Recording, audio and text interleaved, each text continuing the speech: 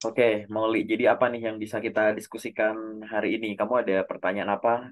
Boleh soal CV, soal proses rekrutmen, atau hal-hal seputar karir, seputar pengalaman kerjamu juga boleh gitu. Apa tuh? Iya, aku mau pengalaman kerjaku sih Mas gitu yang sekarang. Gimana tuh? Jadi yang sekarang tuh aku kan sebetulnya tuh awal di hire itu adalah staff marketing gitu Hmm, kan. Terus aku juga udah nih udah lakukan negosiasi lah gitu kan. Udah dateng. Nah, terus dari awal tuh si orang perusahaannya atau atasanku lah ownernya tuh bilang, kami di sini memang baru gitu ya, baru jadi mau apa ya, ada produk gitu kan, produknya baru juga, hmm, terus mau di launching juga, tapi hmm, memang belum ada orang marketingnya. Nah, hmm, makanya hmm, mereka tuh mau bentuk marketingnya, tapi nanti bakal ada mentor juga hmm, gitu loh. Berarti otomatis itu atasan kita kan. Nah, setelah aku masuk ternyata nggak sesuai. Malah aku yang apa ya, tanpa sadar eh, aku tiba-tiba langsung disuruh jadi lead lah gitu, lead hmm, anak-anak yang begitu, anak-anak fresh graduate semua. Fresh graduate itu yang lulusan SMA kayak gitu. Nah, otomatis dong, aku awal kerja itu dari Februari, 6 Februari sampai sekarang kita belum dapetin omset yang besar gitu. Dalam artian atasan pengen omset itu naik cepat, ada omset lah naik cepat yang dihasilkan. Tapi kenapa dia malah ngerekrut yang memang anak-anak gitu loh. Anak-anak tuh dalam artian kayak yang baru lulus sekolah, yang memang belum ada pengalamannya gitu kan.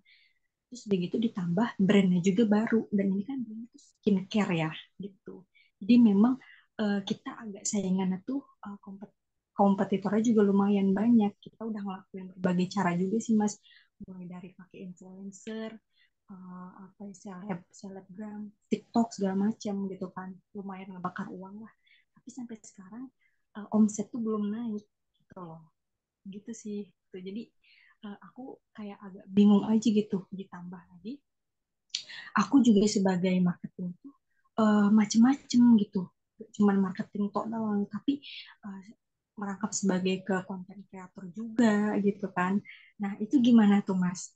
Jadi kita tuh kayak kerja multitasking dan gak fokus. Ditambah ada yang memang beberapa kerjaan yang memang dari atasan kita tuh pengennya ya udah kerjain gitu gitu. Tapi giliran ntar ditanya kenapa nggak ngerjain gitu kan, padahal kita lagi ngerjain pekerjaan yang memang request dia, apa ya disebutnya tuh kayak serebutan lah gitu, kayak di ya, luar job desk gitu. Nah, itu gimana tuh Mas sebetulnya, oke, baik atau enggak sih, kita tuh bakal berkembang atau enggak sih? oke. Ini aku jawab dulu ya, menarik banget ya. Aku udah lama nggak bahas topik terkait dengan sales and marketing, dan memang ini dunia aku gitu ya. Nah, aku suka ini, tapi ini buat belajar aja. Nanti silahkan disesuaikan kondisinya gitu. Bahwa bekerja di bidang marketing plus konten kreator tadi ya kamu ya di bagian situ ya, itu adalah dua Ya, pekerjaan yang berbeda gitu. Dengan betul KPI betul. yang berbeda dan target berbeda juga. Membuat konten ya konten yang sesuai dengan produkmu, sesuai dengan target pasarmu dan lain-lain ya. Tahulah ya kamu terkait dengan pembuatan konten dari awal sampai jadi konten, sampai diposting, sampai dianalisis itu gimana, pasti kamu paham. Tapi ada satu sisi yaitu sisi marketing gitu. Ini aku Mm, yang nggak tahu ya. Jadi definisi kan ada definisi itu sales, marketing, dan branding. Aku nggak tahu karena ini baru. Apakah ketiganya ini juga kamu handle atau kamu juga fokus sama marketing? Jadi proses itu tuh sebenarnya itu namanya tuh marketing. Terus ada namanya sales, terus ada namanya branding. Marketing itu intinya tuh orang-orang yang membentuk kebutuhan dari produkmu. Gimana caranya bikin orang tuh ngerasa butuh dengan produkmu? Itu marketing. Kalau sales tujuannya tuh biar orang beli. Kalau ini orang butuh, kalau sales tuh yang penting beli gitu. Nah, kalau orang branding itu artinya biar orang yang udah beli, beli lagi. Selalu pakai produk kita. Jadi kamu pahami dulu konsep dasarnya dulu ya. Terkait dengan marketing, sales, dan branding. Marketing itu kata kuncinya adalah butuh. Oke. Sales, kata kuncinya itu adalah beli. Branding, kata kuncinya adalah betah. Simpel kan? Butuh, beli, betah. Orang marketing bikin suatu kegiatan, suatu program biar orang itu merasa butuh. Orang sales bikin kegiatan biar orang akhirnya beli. Dan orang branding biar dia tuh betah. Produk habis, beli produk kita lagi. Biasa beli satu, jadi beli 10, beli 1000, dan lain-lain. Kegiatannya tuh memang semacam itu. Nah, kalau tadi kamu bilang bahwa ini sebenarnya kayak perusahaan baru, mau bentuk tim baru, ada tim marketing baru, akhirnya kamu direkrut, kayak begitu, maka nomor satu adalah yang aku biasanya akan sarankan ya, itu adalah persimpel cara mikir dan cara kerjamu dulu. Maksudnya gini, satu, hilangin keluhan-keluhan dulu. Sekarang ukur Hmm. apa yang bisa kamu berdayakan dari apa yang sudah kamu punya. Yang kamu punya itu apa? Ya pengalaman, pengetahuan, dan sumber daya dari perusahaan. Termasuk teman-teman satu tim. Nah, di sini ya, kamu harus bisa menjadikan setiap kelemahan yang ada itu sebagai motivasi kamu. Kenapa sih aku yang tadinya tuh pengen join sebagai content creator, malah akhirnya aku dimasukin ke tim marketing, apalagi aku ngelit orang lagi. Nah, melihatlah itu sebagai suatu tantangan atau kepercayaan bahwa dengan Hmm. pertimbangan tertentu, mohon maaf nih, atasanku juga bukan orang yang asal atau bodoh sih, yang asal milih orang ditaruh jadi apa. Pasti dia bisa melihat sesuatu yang ada di aku, yang akhirnya sebagai pertimbangan dia, tim marketing kan intinya nanti mengelola sosial media, apalagi online marketing misalkan gitu. Nah, Hmm. kontennya itu kan juga dari timmu, misalkan konten kreator ini. Ya, intinya apa? Ya kamu bikin kontennya sendiri dan posting sendiri, ditempelin di satu orang. Tapi kan balik lagi, bukan satu orang, tapi satu tim, gitu. Ya kan? Mungkin karena ini masih baru, biar efektif daripada, wah aku belum bisa posting nih sama orang itu, belum dibikin kontennya. Minta dong kontennya, bikinin. Revisi gini-gini. Nah, ini ada di kamu sendiri. Bikin-bikin sendiri, ya udah posting-posting sendiri, analisis sendiri, kayak gitu. Tapi balik lagi, kamu melihat ini sebagai suatu tim, satu tim. Nah, tapi anak-anak yang direkrut timku tuh orang-orang baru, belum berpengalaman. Itulah gunanya leader. Kamu kasih contoh, teman-teman silahkan duduk kumpul. Nih ya, aku kayak begini ya. Nah, sekarang kamu praktek di depan mereka, setelah itu biarkan mereka mempraktekkan gitu. Jadi bahasa simpelnya tuh leading by example. Kasih contoh mereka yang bener gimana, harus gimana. Itu kamu harus ngarahin kayak begitu. Nggak masalah kok, Hmm. aneh orang baru-baru aja. Itu ibaratnya nggak usah nyalain misalkan ini orang-orang SMA baru lulus. Itu anak-anak kuliah pun kalau nggak terbiasa di posisi ini, masih fresh grade, pengalaman dia juga masih cuma magang. Apalagi di kampusnya nggak ada magang. Itu sama aja, tetap ngajarin dari awal gitu. Nah, di sini bagusnya dari sisi kamu adalah tadi, sifat leadershipmu akan muncul. Nah, sifat itu bisa muncul paling gampang kalau kamu tertekan. Dalam arti, wah aku ditarget banyak, aku dituntut ini itu. Lo nggak apa-apa, itu waktunya kamu buktiin bahwa teman-teman gitu, aku punya ide kayak begini, aku ada konsep kayak begini, nanti kita ngelakuinnya begini. Paham ya semuanya ya? Ya udah, kalau udah paham, kita pembagian tugasnya begini gitu. Jadi kamu kasih contoh dulu ke mereka sambil jalan sambil ngajarin tim-tim mereka gitu. Kalau misalkan nanti akhirnya bahwa atasanku pengen kita dapat omset yang gede. Omset itu macem-macem ya. Itu ada optimis, ada pesimis, ada realistis kayak gitu, ya kan? Namanya orang jualan itu nggak selalu untung terus. Bahkan yang untung Hmm. terus belum tentu langsung untung banyak terus gitu. Ada yang untung tipis, ada yang ya gali lubang tutup lubang, ada yang untungnya untung jauh banget kayak gitu. Ini buat nyari apa? Biar kamu paham dulu market kamu nih polanya gimana. Apalagi kita hidup di era yang sekarang orang cepat berubah, orang cepat bosen, ya kan? Orang Hmm. cepat males gitu. Kita jualan produk A di bulan Januari laku keras, habis itu kita prediksi nih di akhir bulan nih stok tinggal dikit, ayo kita bikin lagi produk ini, siapin, minta dari supplier produk ini. Di Februari kita jual itu malah tiba-tiba turun. Padahal kita di Januari laku keras, Februari tiba-tiba turun ya kayak gitu. Macam-macam gitu. Nah, makanya lihat dulu produknya, apalagi tadi produk skincare. Skincare ini kan banyak banget nih. Kompetitornya banyak. Kalau kamu lihat dari gini, ada threat gitu ya, sesuatu ancaman, tapi ada opportunity atau kesempatan. Kalau lihat dari sisi ancaman atau threat adalah kompetitor kita banyak banget produk ini yang udah viral banyak, yang terkenal banyak, yang mampu membakar uang lebih banyak, ya banyak kayak gitu. Hmm. Tapi kalau kita ngelihat itu sebagai suatu ancaman atau threat bahwa kekuatan modal kita masih kecil, tim kita masih newbie, terus kita belum bisa penetrasi sampai sejauh itu, cuma baru area kota sekitar sini dan lain-lain kayak gitu, ya kita akan melihat bahwa ini kurang. Tapi kita harus lihat sebagai opportunity. Artinya apa? Kamu bisa, ini ada nih pemain besarnya nih. Kan kamu bisa tuh dalam tanda kutip ngambil-ngambil pelanggannya mereka gitu, Hmm. gitu.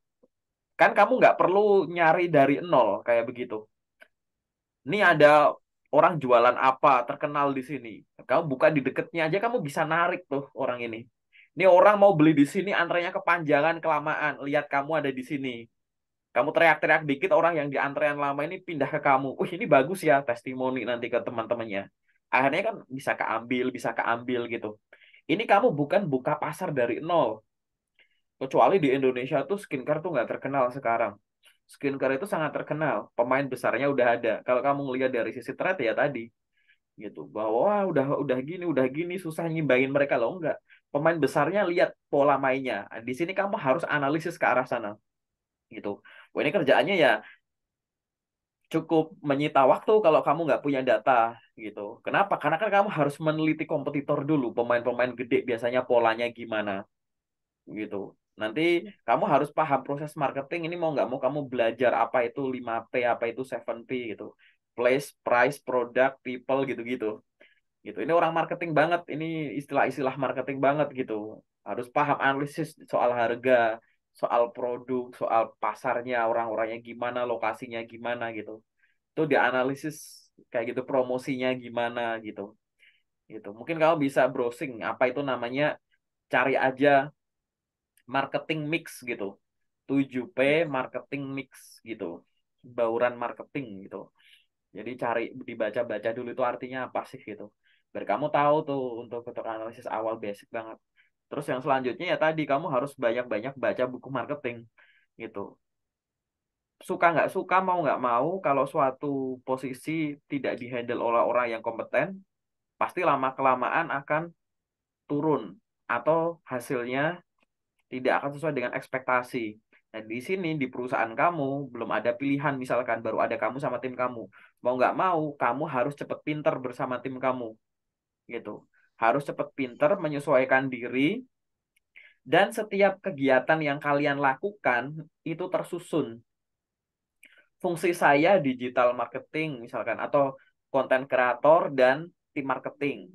Dari kedua ini saya udah ngelakuin ini, saya ada agendanya tuh melakukan ini, yang ini saya agendanya ini. Bentuk timelinenya masing-masing. Ini progresnya udah sampai mana? Yang marketing sampai sini, yang digital marketing sampai sini. Sodorkan setiap data ini tiap kali kamu ditanya, tiap kali kamu diajak diskusi. Jadi akhirnya nanti jangan sampai kayak ada protes-protes tertentu, ada pertanyaan mungkin tertentu dari atasan kamu loh. Ini gimana kok angkanya baru segini udah tanggal sekian, kok penjualannya baru sekian pieces kok belum segini dan lain-lain. Kamu sampaikan data ini. Bahkan nanti kalau misalkan memang real bahwa Pak ini loh Pak, fungsi digital marketing atau fungsi konten kreator sama fungsi marketing itu tuh dua hal yang nggak bisa dihandle hanya dengan tim yang sekarang. Ini kurang orang misalkan, ini kurang sumber daya mungkin, ini kita kurang budget mungkin, kita kurang waktu mungkin. Sebenarnya udah bagus tapi butuh waktu sedikit lebih lama gitu. Kamu punya data, tiap kali ngomong sama atasan, sampaikan data, data hasil riset di luar dan data dari progresmu yang kamu rekap gitu. Jadi itu yang harus ada rekapan-rekapan semacam tadi gitu. Mungkin kamu juga selain browsing soal 7P tadi, kamu bisa browsing misalkan KPI tim marketing itu apa. Jadi di internet itu ada KPI tim marketing secara umum. KPI itu bener-bener acuan. Aku nggak yakin kalau misalkan kantormu baru diriin udah bikin KPI itu. sebenarnya bikin KPI nyusunnya sama HR sih, tapi ya nggak masalah gitu. Tanya gitu bahwa saya belum tahu di sini KPI-nya apa, tapi marketing itu KPI-nya tuh semacam ini. Nah, nanti dicek tuh, ya kan? Dari sisi kamu konten kreatornya tadi misalkan jadi KPI-nya apa? Ya tadi misalkan kamu punya sosial media apa aja, berapa kali posting konten per bulan yang bisa kamu iniin, engagementnya gimana dan lain-lain, biaya promosinya gimana dan lain-lain. Pokoknya jadi kamu ada dua KPI tuh, KPI marketing sama KPI kamu sebagai apa tadi bener ya konten kreator ya? Iya, Ya, KPI konten kreator itu apa aja gitu. Cari di internet aja dulu. Nah, coba evaluasi dulu. Ini memang kelihatannya jadi capek ya, ya, betul.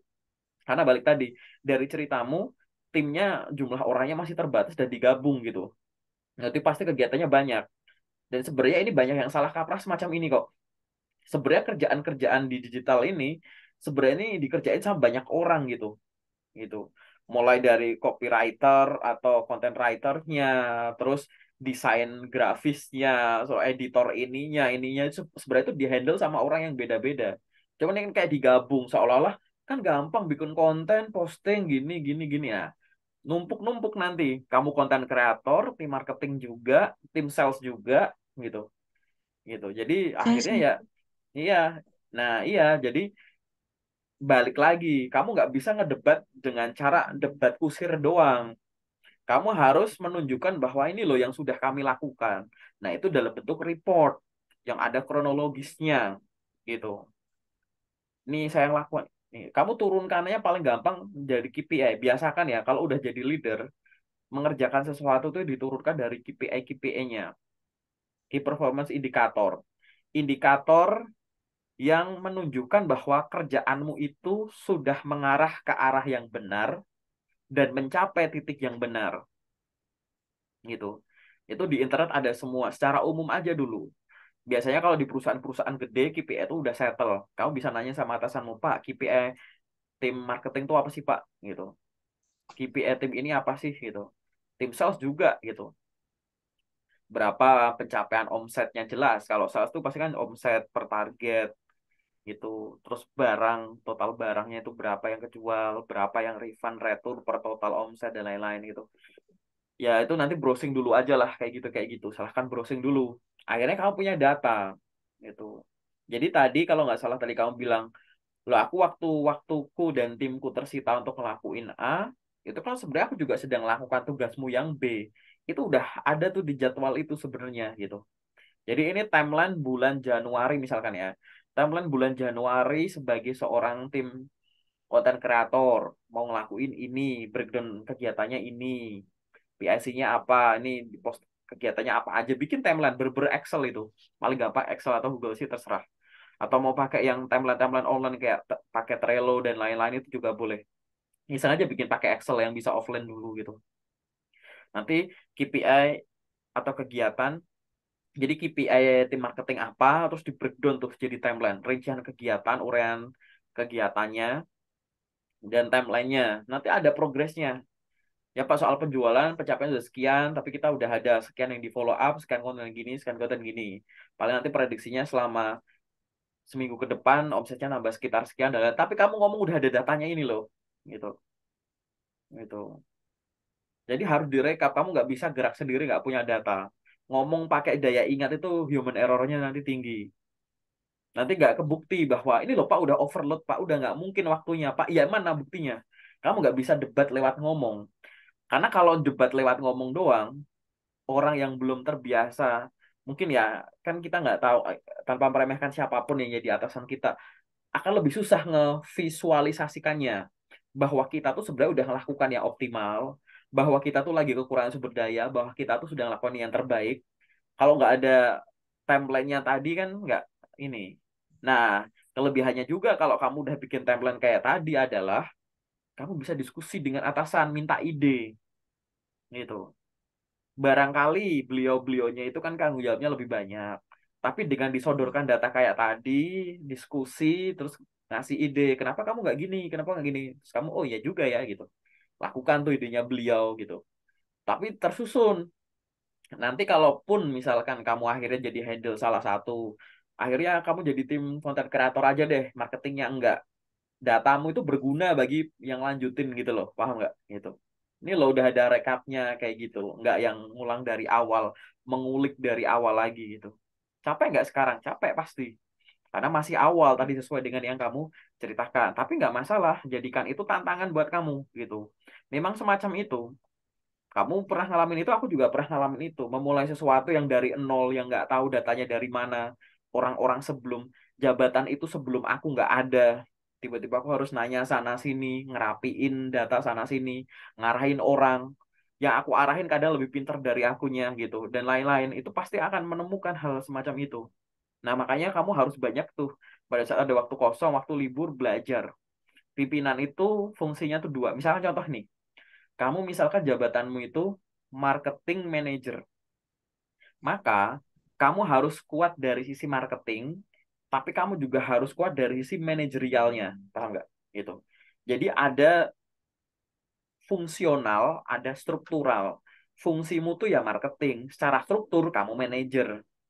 Artinya kamu harus menguasai di bidang marketingnya ini, tapi secara struktural seorang manajer tuh juga harus tahu tanggung jawab dia ke bawah tuh apa. Oh, ada asisten manajer, ada supervisor, ada staff misalkan. Harus aku apain? Terus aku ke atas, mungkin ada VP, ada GM gitu, ada direktur. Aku ngapain ke atas gitu. Terus antar selevel harus gimana gitu. Jadi kamu harus kuat dua. Kalau misalnya tadi kamu bilang, aku marketing, aku jadi tim leader marketing berarti. Kamu harus tahu fungsimu dari sisi marketing, tapi kamu juga harus tahu fungsimu sebagai tim leader gitu. Kalau nggak tahu, tanya Google. Tugas seorang tim leader tuh harus ngapain? Gimana cara ngembangkan kemampuan tim yang ada gitu. Balik lagi tadi harus kebentuk data-data tadi biar analisisnya tuh enak. Kalau bingung ketemu sama atasanmu, Pak, boleh minta waktunya 10-15 menit Pak untuk diskusi. Jadi gini Pak, saya udah melakukan ini, hasilnya semacam ini. Nah, saya mohon arahannya. Saya ada rencana begini-begini, tapi saya ada kendala di sini. Nah, ini bagaimana ya Pak? Dari sisi marketing kendalanya di sini. Itu saya membutuhkan ide, tapi saya nggak tahu di sini tuh kira-kira dari mana lagi gitu. Kamu nggak bisa mikirin itu sendiri. Kamu pasti punya atasan. Walaupun kamu seorang leader, kamu pasti punya leader lagi gitu. Nah, itulah gunanya diskusi. Nah, lawan bicaramu, atasan kamu ini akan susah membayangkan kalau kamu nggak kasih visualisasi tadi. Paling gampang visualisasi data dulu. Apa yang udah kamu lakukan, apa yang belum. Dan kamu harus active listening banget. Kalau ada yang kamu belum lakukan, padahal itu penting, beliaunya ngasih arahan apa, tulis. Bikin lagi, bikin lagi. Lama-lama nanti akan membaik, kayak gitu. Nggak bisa asal ngejual-ngejual kayak gitu. Gitu. Jangan sampai kegiatanmu konten kreator, tapi kamu tim marketing, tapi geraknya kayak sales yang, mohon maaf ya, sales eceran gitu malahan. Itu nambah orang juga percuma kayak begitu. Paham nggak? Karena kerjanya nggak Hmm. efektif, pergerakannya nggak efektif. Atau kamu sebagai seorang leader, kehabisan waktu untuk ngurusin hal-hal teknis yang sebenarnya itu bisa didelegasikan, memang itu tugasnya staff, bukan kamu sebagai seorang leader. Kamu terlibat di dalamnya, ngasih contoh, ikut berperan, betul. Tapi ada momen di mana mereka akan kamu lepas, hanya akan kamu evaluasi saja. Nah, dari sisi kamunya, sisi leadershipnya yang ada, nanti coba support mana yang butuh disupport. Kamu coba bikin coaching, mungkin kamu bikin rekap ini itu, mana yang butuh disupport lebih, mana yang harus kamu dampingi dulu dan lain-lain. Karena mungkin kemampuan dari masing-masing orang dari tim kamu udah paham gitu. Terus harus digerakinya kayak gimana gitu. Nah, ini kegiatannya akan lebih banyak dan yang aku omongin ini lebih banyak dari sisi marketingnya, betul. Kenapa? Walaupun tadi kamu konten kreator dan tim marketing, tadi kamu sampaikan bahwa kamu tadi nggak belum menyampaikan ya. Ada atasan kamu nanya udah berapa konten yang kamu posting, follower kita nambah berapa, berapa event yang bisa kamu lakukan. Terus kamu udah menggunakan budget marketing kamu berapa persen, terus hasil kerjasama dengan content creator di sosial media ini itu gimana gitu. Dari tadi kan mungkin belum tahu disinggung itu, tapi atasan lebih nanya ke ini kok omsetnya masih segini tidak sesuai dengan ekspektasi dia, ya nggak apa-apa gitu. Kamu harus ukur barangkali karena ini masih baru, jadi angka tadi itu intinya itu angka impian aja gitu, gitu. Kecuali ya tadi gitu. Tapi kamu harus ada alasan. Nah, alasan kamu ini bentuknya data. Nggak bisa kamu langsung bilang, ya nggak bisa lah Pak angkanya segitu. Orang kita baru, siapa yang baru kenal? Lah itulah gara-gara itu kan aku ngegaji kamu, nge-hire kamu. Biar bisa ke situ gitu. Nah kan pasti akan digituin. Kecuali kamu nanti akan ada angka tuh. Ada data yang untuk kamu tunjukkan. Nih loh Pak, sejauh ini selama sekian bulan dengan sekian tim, saya sudah melakukan ini dari sisi marketing, dari sisi konten kreator di sini. Di digital marketing udah segini. Sorry, konten kreator udah segini. Dari masing-masing tadi sudah menghasilkan ini. Yang sudah kebentuk jadi penjualan, closing sekian miliar. Yang masih potensi itu ada sekian toko atau sekian orang. Nah, nilainya kalau berhasil ke konversi semua, itu ada potensi itu sekian miliar. Yang masih cold, yang masih dingin, yang masih kita akan follow up, ada sekian database. Jadi kalau ini misalkan kita udah kecapai segini, yang ini tinggal kita akan konversi, yang ini baru kita masih baru dari awal, masih data mentah. Nah, di sini ada tantangan nih bagi tim ini. Gitu. Karena sumber daya yang terbatas, saya mengambil keputusan untuk melakukan semacam ini. Gitu. Nah, saya ada usulan, Pak. Bisa nggak kalau misalkan ini begini. Tapi kamu ngomongnya kronologis tuh. Gitu, bahwa ini loh semuanya gini. Nanti dia akan lihat, oh iya ya, kurang realistis juga kalau aku minta kayak begini. Oh iya ya, masuk akal juga kalau kayak begitu. Argumenmu itu ada dasarnya ngomongnya. Kamu ngomong duitnya kurang, budget marketing kurang, waktunya kurang, kemampuan orangnya kurang, jumlah orangnya kurang, overload kerjaan. Memang real kayak gitu. Tapi pada saat kamu ingin menyampaikan sebagai seorang profesional harus dalam bentuk data kayak gitu. Gitu. Nanti akhirnya kamu ya balik lagi memang suka nggak suka kan dinilai dari berapa yang akhirnya omsetmu berapa persen ya suka nggak suka gitu. Tapi nggak masalah nanti di sini nanti kalau kamu kebiasa kayak gini cepat atau lambat kamu akan menjadi seorang marketer yang profesional gitu. Paham kan? Karena kamu tahu harusnya yang benar tuh memang stepnya semacam ini. Kalau pengen boosting ya tadi gitu. Jadi itu ada segitiga. Ini kualitas ya kan. Ini harga, ini waktu. Ya nantilah kamu cari diagram itulah. Kalau pengen kualitasnya meningkat, waktunya meningkat, ya harganya meningkat. Ya enggak? Gitu. Iya, betul. Gitu. Kalau kamu pengen waktunya cepat, gitu. Waktunya cepat, terus kualitasnya bagus, ya duitnya harus Bagus. bagus. Ya kan gitu. Ini sebenarnya kayak saling berhubungan antara kualitas harga dan waktu gitu. Itu saling tarik menarik itu kayak gitu. Kualitas ini ya termasuk kualitas produk, kualitas promosi, kualitas brandingnya, kualitas lokasi, kualitas SDM, kualitas ya sarana prasarana pendukung dan lain-lain kayak gitu. Nah, kamu bisa ngomong itu ke atasan paling gampang pakai data. Mengurangi kamu barangkali dengan jangan sampai kamu kelihatan sibuk tapi administratifnya kurang bagus gitu. Karena itu dasar kamu ngomong, ya kan? Membantu setiap lawan bicara yang ada memahami ini yang sudah saya lakukan, ini yang sudah selesai, ini yang on progress, ini yang belum kayak gitu, ya kan? Gitu. Jadi kamu harus bikin kayak begitu. Nanti akhirnya akan apa lebih mudah. Nanti kamu akan menemukan ya tadi ide-ide baru, bisa konsultasi sama orang dengan data yang lebih enak. Ini kan kamu nggak bisa display data misalnya gitu. Atau misalkan tadi kalau ngajarin orang gitu lebih mudah dengan ada data. Barangkali ada ide yang bisa muncul saat data itu di display di depan banyak orang gitu kan. Pas saya mau presentasi nih Pak sama temen timmu sama atasanmu kayak gini gini gini. Mungkin beliau-beliau akan nanya, oh ini udah gini belum, ini udah gini belum, gini gini gini gini. Akhirnya jadi ide tuh, gitu. Jadi lebih enak analisisnya, gitu. Jadi kamu sudah bilang bahwa saya sudah melakukan semuanya, saya sudah melakukan banyak hal.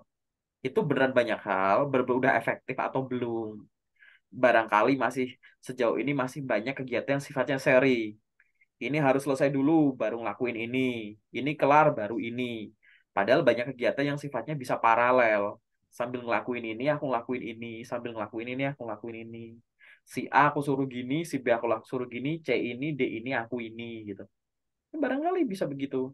Itu semua berawal dari tadi dasar teorimu, pahami dulu, berangkat dari KPI dulu, pahami KPI digital marketing sama KPI konten kreator tadi apa, bikin activity-nya mau ngapain aja gitu, targetnya mau ngapain aja, terus bikin timeline-nya kapan dan gimana, kok mau pakai sumber daya apa gitu, direkap, ya udah, terus nanti dievaluasi kayak biasa gitu. Dengan apa? Tetap ada data kayak gitu. Cukup jelas ya. Jelas banget sih, jujur ini jadi lebih terbuka banget gitu ya tentang sisi marketing dan lain-lain. Tapi gini Mas, posisinya gini, apa ya, dari atasanku tuh lebih ke memahami, lebih kayak memaklumi gitu kan dengan timku yang memang masih anak-anak gitu kan. Terus udah gitu ya gimana ya, kalau ibaratnya, nah, kita sebagai leader gitu kan harus gimana sih cara ngebilangin mereka juga biar sadar yuk sama pekerjaannya gitu. Sudah diingatkan Ya, berkali-kali, sudah dikasih job desk juga gitu kan, ya. terus masih apa ya, masih disuapin terus gitu loh, kayak Nah, misalnya gini ya. Oke ya. Aku potong ya. Jadi, uh, untuk orang-orang tadi yang kamu harus lakukan nomor satu itu adalah dengan cara tadi ya, kamu sampaikan harus ngapain gitu. Kalau di level itu pun masih belum bisa rutin, maka kamu ya, kalau aku kasih ide ya, kamu arahin mereka tuh harus ngapain. Kalau perlu kamu bikinin to-do list-nya. Bikin to-do list, kamu print. Jadi checklist. Ini kegiatan harian yang harus kamu lakukan, taruh di meja masing-masing gitu. Kamu ngelakuin ini, ngelakuin ini, ngelakuin ini, ngelakuin ini, ngelakuin ini. Checklist, checklist, checklist, checklist. Nanti selesai sore kumpulin ke aku semua di checklist itu. Atau nanti kamu cek di meja itu. Mana yang belum dikerjain. Ini kenapa kok belum? Apa yang masih bingung gitu. Kamu kasih contoh di tempat, suruh lakuin. Terus kayak gitu. Sampai kamu lakukan sampai ini kan supervisionnya sampai detail banget ya gitu. Gitu. Karena ya balik lagi, orang-orangnya masih sangat muda, masih belum berpengalaman banyak. Sesekali ya di awal-awal kamu ngasih contoh sampai detail nggak apa-apa. Tapi kalau udah kamu kasih contoh sampai detail, udah nggak bisa, kamu coaching udah nggak bisa, nggak ada minat, sampaikan ke atasanmu, ganti orangnya gitu. Gitu, harus berproses dulu dong gitu, ya kan? Tanyakan dulu ada kendala apa, mana yang bingung. Oh aku bingungnya ini.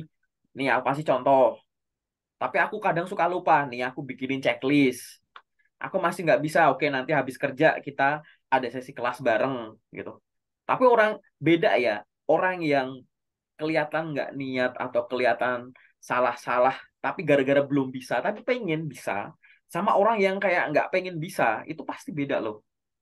Dengan perlakuan yang berbeda yang kamu kasih itu, orang tuh akan grow gitu. Kelihatan. Kalau dia tuh, oh ini tuh kelihatan jelek karena dia belum bisa dan terbiasa aja. Tugasmu cuma di awal ngingetin-ngingetin. Nanti kalau udah sistemnya udah jalan enak nanti. Gitu. Tapi kalau kamu cuma ngasih balik lagi ya, ngasih narasi aja. Enaknya tadi kalau ada data atau ada sesuatu yang kamu udah jelas, bikin list tadi. Aku pernah ngelakuin itu. Beberapa, ini saranku pribadi ya. Aku lewat presentasi nggak bisa, aku lewat tanya nggak bisa. Udah aku printin aja tuh tulis. Ini hari ini kamu lakuin ini. Follow up ini datanya di file ini lakuin semua ini. Gitu. Ini kamu sih, ini kamu lakuin ini. Kau printin aja di print. Gitu.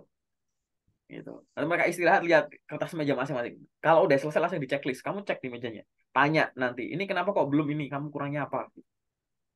Jadi biar jangan sampai akhirnya kamu handle semua itu.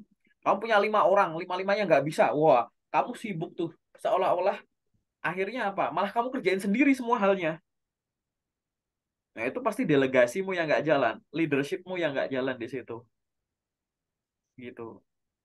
Paham ya sampai di sini ya? Itu akan ribet dari sisi situ sih.